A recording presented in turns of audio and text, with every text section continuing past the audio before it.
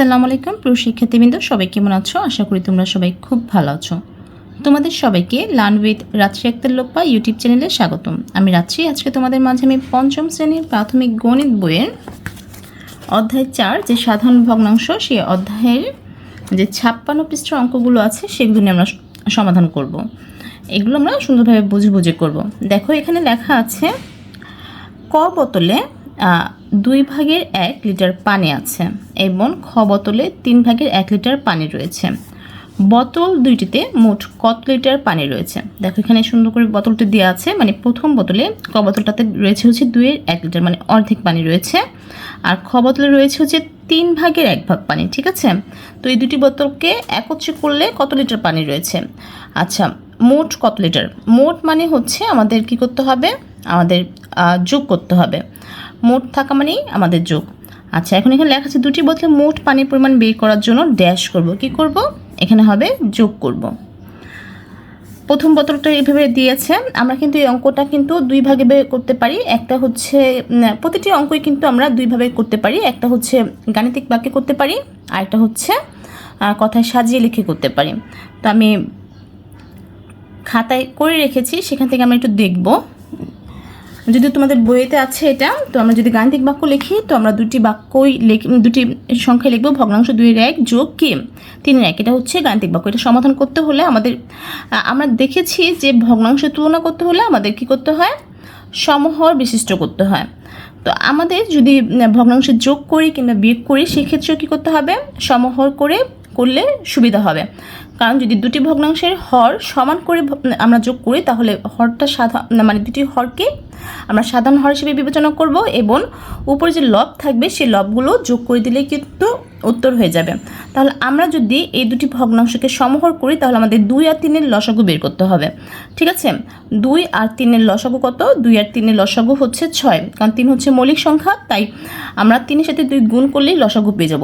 তাহলে 6 হবে হচ্ছে লসাগু। তাহলে আমরা প্রথমে কি লিখব, সমাচিহ্ন দিয়ে নিচে হচ্ছে 6, যেহেতু লসাগু 6 নিচে লিখব।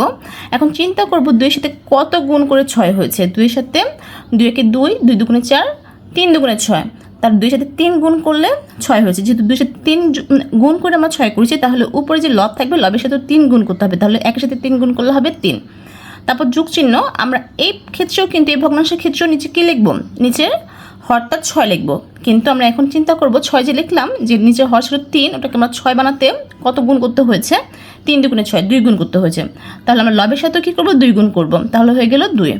সমাচিহ্ন দিয়ে আমরা যেহেতু দুইটি ভগ্নাংশের সমহর হলো, তাহলে আমরা কি করব, সমাচিহ্ন দিয়ে নিচে একটি হর লিখব, মানে সাধারণ হর হিসেবে 6 লিখব, এবং উপরে যে লবগুলো আছে সেগুলো যোগ করে দেবো সাধারণ নিয়মে। 3 যোগ 2, তাহলে 3-এর সাথে 2 যোগ করলে হবে হচ্ছে 5, আর নিচে যে হর ছিল 6 সেটাই হবে। তাহলে সুতরাং বোতল দুটিতে মোট পানি রয়েছে হচ্ছে 6/5 লিটার। উত্তর হবে 6/5 লিটার। আমরা এই অঙ্কটা কিন্তু এভাবেও লিখতে পারি, বোতল দুটিতে মোট পানি রয়েছে লিখে এভাবে যোগ করে দিতে পারি। ঠিক আছে, আর ওই নিয়মগুলো তো ঠিক এভাবেই হবে। তো উত্তর হবে 6/5 লিটার। এরপর দেখব এখানে কি লিখেছে হচ্ছে ভিন্ন হর বিশিষ্ট ভগ্নাংশগুলোকে যোগ করার ক্ষেত্রে প্রথমে ভগ্নাংশগুলোকে সমহর বিশিষ্ট ভগ্নাংশে রূপান্তর করে তারপর যোগ করতে হবে। আচ্ছা, এখানে লিখেছে বা ভগ্নাংশকে সাধারণ হর বিশিষ্ট ভগ্নাংশে রূপান্তর করলে শুধু ভগ্নাংশের তুলনা করাই যায় তাই নয়, ভগ্নাংশে যোগও করা যায়। শুধু যোগ না, বিয়োগও করা যাবে। তাহলে আমরা প্রথমে সমহরই করে নেব। এরপর একে রয়েছে সমহর বিশিষ্ট করে যোগ করি। আচ্ছা, আমাদের প্রথমে সমহর করতে হবে, তারপর যোগ করতে হবে। এখন দেখো এখানে 4-এর 1 যোগ 3-এর 1। এখন 4-এর 1 এবং 3-এর 1 হর কি রয়েছে, এখানে হর রয়েছে 4 এবং 3। এই 4 এবং 3কে আমরা সমহরই করব। এখন 4 এবং 3-এর লসাগু বের করব। যেহেতু 3 কি একটি মৌলিক সংখ্যা, যদি একটি মৌলিক সংখ্যা থাকে তাহলে গুণ করে দিলে কিন্তু লসাগু হয়ে যায়। তাহলে 3-4 কত, 12। আমরা এখানে কি লিখবো, 12। আমরা বললাম হচ্ছে লসাগু 12, তো 12 লিখবো হচ্ছে এখানে। এখন 12 লিখলাম, 4-এর সাথে কত গুণ করলে 12 হয়? 4 একে 4, 4 দুগুণে 8, 3-4-এ 12, 3 যোগ করলে 12 হয়েছে।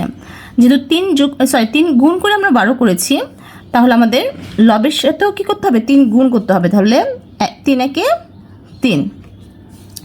এরপর দেখো এই পরেও কিন্তু এই পরের যে ভগ্নাংশ সেখানেও কিন্তু আমরা কি লিখবো 12 লিখে দেবো, যেহেতু লসাগু 12 হয়েছে।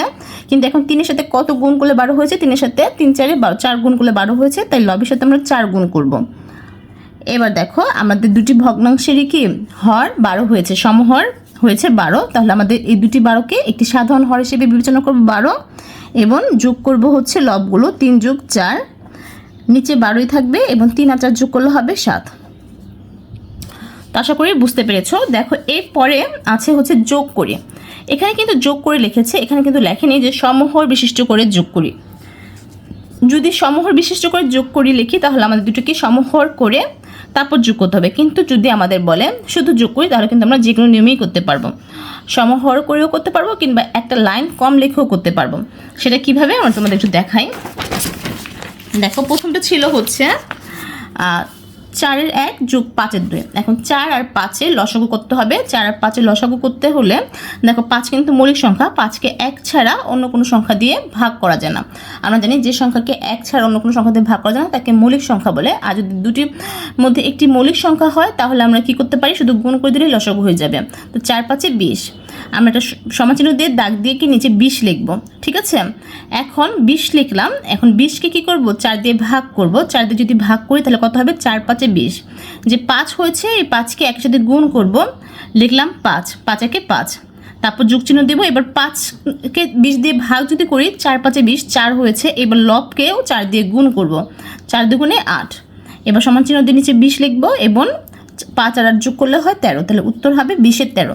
মানে যদি আমাদের সমহর বিশিষ্ট করে যোগ করি এই কথাটা উল্লেখ না থাকে তাহলে আমরা একটা লাইন কম লিখেও সরাসরি এভাবে কি যোগ করে দিতে পারবো।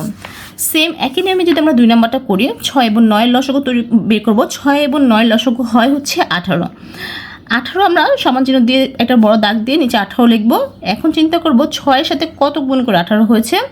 6-এর সাথে 3 গুণ করলে 18 হয়েছে। যেহেতু 3 গুণ করলে 18 হয়েছে, লবের সাথে আমরা 3 গুণ করব, 3-একে 3, তারপর যোগ চিহ্ন দিব। এবার 9-এর সাথে কত গুণ করলে 18 হয়েছে, 2 গুণ করলে 18 হয়েছে, ঠিক আছে। এবার 2-এর সাথেও 2 গুণ করব, 4, 2 দুগুণে 4, তাহলে 3 আর 4 যোগ করলে হয় 7, আর নিচে তো 18ই হবে, উত্তর এটা হবে। এরপর আমাদের 3 নম্বর অঙ্কটা কী ছিল আমরা যদি দেখি।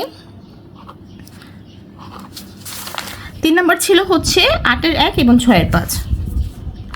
8-এর 1 যোগ 6-এর 5, ঠিক আছে।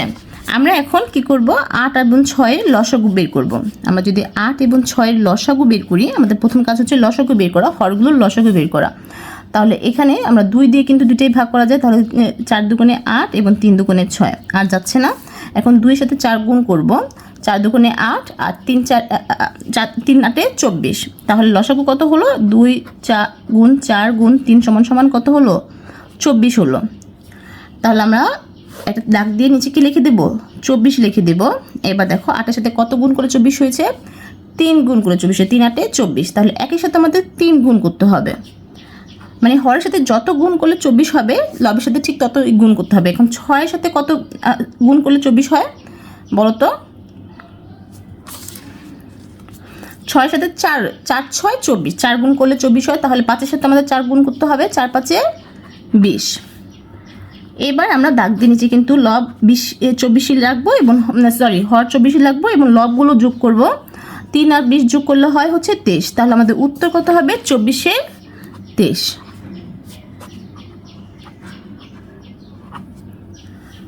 তো আশা করছি তোমরা এই ভগ্নাংশের যোগগুলো খুব সহজেই করতে পারবে। যদি তোমাদের বলে সমহর বিশিষ্ট করে যোগ করো তাহলে আমাদের এক লাইন বাড়িয়ে করতে হবে, প্রথমে সমহর বিশিষ্ট করতে হবে ভগ্নাংশগুলোকে, তারপর যোগ করতে হবে।